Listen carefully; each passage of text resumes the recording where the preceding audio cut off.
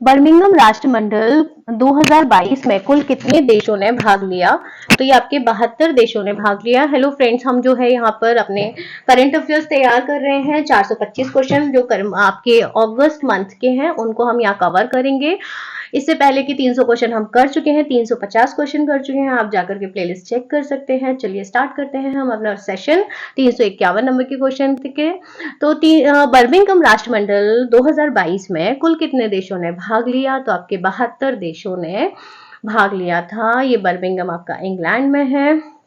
72 countries ने इसमें participate किया था। अगला क्वेश्चन है हमारा, इसमें जो है इंडिया ने 62 टोटल मेडल्स जीते थे और जिसमें 22 गोल्ड मेडल थे। इंडिया की रैंकिंग 4th रही थी। चलिए अगला क्वेश्चन है हमारा कि राष्ट्रमंडल खेल 2022 कब से कब तक आयोजित किया गया? तो ये आपके 28 जुलाई से 8 अगस्त तक आपका राष्ट्रमंडल खेल 2022 आयोजित किया गया। 28 जुलाई से 8 अगस्त तक। कब से कब तक फ्रेंड्स? 28 जुलाई से 8 अगस्त तक राष्ट्रमंडल खेल 2022 आयोजित किया गया। अगला क्वेश्चन है हमारा, राष्ट्रमंडल खेल 2022 में भारत की ओर से कितने एथलीटों ने भाग लिया? तो आपके 215 एथलीटों ने राष्ट्रमंडल खेल 2022 में भारत की ओर से भाग लिया। ठीक है, राष्ट्रमंडल खेल 2022 में भारत की ओर से कितने एथलीटों ने भाग लिया? 215 एथलीटों ने भाग लिया भारत की ओर से। बर्मिंघम राष्ट्रमंडल 2022 में उद्घाटन समारोह में भारतीय ध्वजवाहक कौन थे? तो ये आपके पीवी सिंधु और मनप्रीत सिंह थे। बर्मिंघम राष्ट्रमंडल 2022 में समापन समारोह में भारतीय ध्वजवाहक कौन थे? तो समापन समारोह में आपके भारतीय ध्वजवाहक अत्यंत शरद कमल और निखत जरीन थे। अगला क्वेश्चन है कि बर्मिंघम राष्ट्रमंडल 2022 में भारत की ओर से सर्वाधिक पदक किस खिलाड़ी ने जीते हैं? तो आपके शरद कमल ने बर्मिंघम राष्ट्रमंडल 2022 में भारत की ओर से सर्वाधिक पदक जीते हैं। किसने जीते हैं फ्रेंड्स? आपके शरद कमल ने जीते हैं कॉमनवेल्थ गेम्स 2022 में भारत की ओर से सर्वाधिक, और ये जो है आपके समापन समारोह में ध्वजवाहक भी रहे थे। बर्मिंघम राष्ट्रमंडल 2022 में सबसे उम्र दराज भारतीय एथलीट कौन थे? तो ये आपके सुनील बहादुर जो हैं, बर्मिंघम कॉमनवेल्थ गेम जो 2022 बर्मिंघम में आयोजित हुए थे उसमें सबसे ज्यादा उम्र वाले एथलीट थे। इनका नाम क्या है? सुनील बहादुर। अगला क्वेश्चन आता है हमारा कि राष्ट्रीय रेल एवं परिवहन संस्थान को किस नाम से केंद्रीय विश्वविद्यालय के रूप में स्थापित करने वाला विधेयक संसद के दोनों सदनों में पारित किया गया?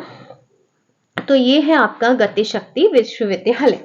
राष्ट्रीय रेल एवं परिवहन संस्थान को किस नाम से केंद्रीय विश्वविद्यालय के रूप में स्थापित करने वाला राष्ट्रीय रेल एवं परिवहन संस्थान को किस नाम से केंद्रीय विश्वविद्यालय के रूप में स्थापित करने वाला विधेयक संसद के दोनों सदनों में पारित किया गया? ये है आपका गतिशक्ति विश्वविद्यालय। ये राष्ट्रीय रेल एवं परिवहन संस्थान को जो है विश्वविद्यालय के रूप में स्थापित करने वाला विधेयक संसद के दोनों सदनों में पारित किया गया है। अगला क्वेश्चन देखते हैं हम कि किस देश के एथलीट जिम थॉर्पे द्वारा 1912 में स्थापित रिकॉर्ड को 2022 में मान्यता मिली? ये है अमेरिका। ठीक है, किस देश के एथलीट जिम थॉर्पे द्वारा 1912 में स्थापित रिकॉर्ड को 2022 में मान्यता मिली है? जिम थॉर्पे आपके अमेरिका के एथलीट हैं। इनके द्वारा 1922 में जो रिकॉर्ड स्थापित किया गया था उस 1912 में जो रिकॉर्ड स्थापित किया गया था उसको 2022 में मान्यता मिली है। अगला क्वेश्चन देखेंगे, 31 जुलाई 2022 को अमेरिकी ड्रोन ने किस स्थान पर छिपी ओसामा के बाद अल कायदा सरगना बने अल जवाहिरी को मार गिराया है? तो ये हैं आपके काबुल के।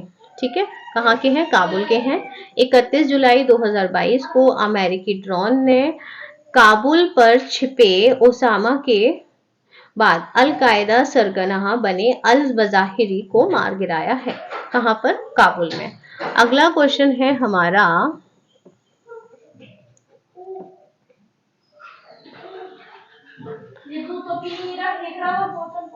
हाँ, पर किस वर्ष तक उपग्रह उतारने की दक्षिण कोरिया की योजना है? तो ये है आपके 2030 तक चंद्रमा की सतह पर उपग्रह उतारने की योजना है किसकी? दक्षिण कोरिया की। सरकारी कोष के दुरुपयोग तथा भ्रष्टाचार के मामले में किस देश के पूर्व प्रधानमंत्री नजीब रजाक को 12 वर्ष के कारावास की सजा की पुष्टि वहां के सर्वोच्च अदालत ने की है? ये है मलेशिया के सरकारी कोष के दुरुपयोग को तथा भ्रष्टाचार के मामले में पूर्व प्रधानमंत्री रहे आपके नजीब रजाक को 12 वर्ष के कारावास की सजा की पुष्टि वहां के जो सुप्रीम कोर्ट है उसने की है। कहां के? मलेशिया के। भीषण बाढ़ की चपेट में आए हमारे किस पड़ोसी देश में 25 अगस्त 2022 को राष्ट्रीय आपातकाल लगाया गया है? पाकिस्तान। ठीक है, पाकिस्तान जो है भीषण बाढ़ की चपेट में आया है और वहां के जो पड़ोसी देश में जो है राष्ट्रीय आपातकाल लगाया गया है। भीषण बाढ़ की चपेट में आए हमारे पड़ोसी देश है पाकिस्तान में 25 अगस्त 2022 को राष्ट्रीय आपातकाल लगाया गया है। अगला क्वेश्चन देखते हैं। 364 को नंबर का क्वेश्चन है कि ब्रह्मोस मिसाइल के मार्च 2022 में गलती से किस पड़ोसी देश में जा गिरने के मामले में भारतीय वायुसेना के 3 अधिकारी अगस्त 2022 में बर्खास्त किए गए?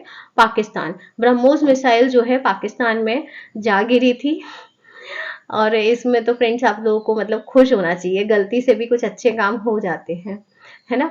तो जो हमारी ब्रह्मोस मिसाइल है ये गलती से जाकर पाकिस्तान में गिर गई थी, तो हमारे 3 वायुसेना अधिकारियों को निरस्त कर दिया गया है, बर्खास्त कर दिया गया है। अगला क्वेश्चन है 365 नंबर का कि अगस्त 2022 के पहले सप्ताह में अमेरिकी प्रतिनिधि सभा की स्पीकर नैन्सी पेलोसी की किस देश की यात्रा पर चीन भड़का? बताइए किस देश की यात्रा पर जो है चीन भड़क उठा है? ये चीन आपका भड़क उठा है ताइवान की यात्रा पर। आपको पता होगा ताइवान और चाइना के कैसे संबंध हैं। अगर नहीं पता है तो कमेंट कीजिएगा, मैं डेफिनेटली इसके ऊपर एक वीडियो बनाऊंगी। चलो एक शॉर्ट में बता देती हूँ कि ताइवान और चाइना जो हैं दोनों पड़ोसी कंट्री हैं और जो ताइवान है वो बोलता है कि हम अलग कंट्री हैं, लेकिन चाइना बोलता है कि जो ताइवान है वो हमारा ही पार्ट है। ठीक है, और कुछ जगह पे तो ये भी मतलब ताइवान बोलता है कि ताइवान जो है वो मेन कंट्री रहा है और उससे ही चाइना जो है बना है, और चाइना इसके इनवर्स बोलता है। ठीक है, और ताइवान को स्वतंत्र मानता ही नहीं है चाइना और अपने में ही शामिल करना चाहता है। तो अगर कोई भी कंट्री जो है ताइवान से अपने रिलेशन बनाता है तो इस पे चाइना जो है अपना मुंह गुब्बारे की तरह फुला करके गुस्सा हो जाता है। वही यहाँ पर क्वेश्चन पूछा गया था। ठीक है, अगला क्वेश्चन है कि किस देश के राष्ट्रपति इब्राहिम मोहम्मद सोलिही ने अगस्त 2022 के पहले सप्ताह में भारत की यात्रा की? ये किया है सिंगापुर के। ठीक है, सिंगापुर के राष्ट्रपति हैं इब्राहिम मोहम्मद सोली। इन्होंने अगस्त 2022 के पहले सप्ताह में भारत की यात्रा की। अगला क्वेश्चन देखेंगे हम। हाल ही में किस प्रदेश के मुख्यमंत्री ने सर्वाधिक बार मुख्यमंत्री बनने का रिकॉर्ड बनाया है? तो ये है आपके बिहार के। ये शायद 7वीं बार मुख्यमंत्री बने हैं आपके नीतीश कुमार। 14वें उपराष्ट्रपति चुनाव में विपक्षी उम्मीदवार कौन थी? तो ये थी आपकी मार्गरेट अल्वा। 14वें उपराष्ट्रपति चुनाव में मार्गरेट अल्वा जो थी उम्मीदवार थी। हाल ही में दुधारू पशुओं में किस वायरस का प्रकोप रहा है? लंपी वायरस का प्रकोप रहा है दुधारू पशुओं में। 7 अगस्त को नीति आयोग की संचालन परिषद की 7वीं बैठक कहाँ संपन्न हुई? नई दिल्ली में हुई नीति आयोग की संचालन परिषद की 7वीं बैठक फ्रेंड्स। और ये नीति आयोग की बैठक आपको ज्यादातर न्यू दिल्ली में ही देखने की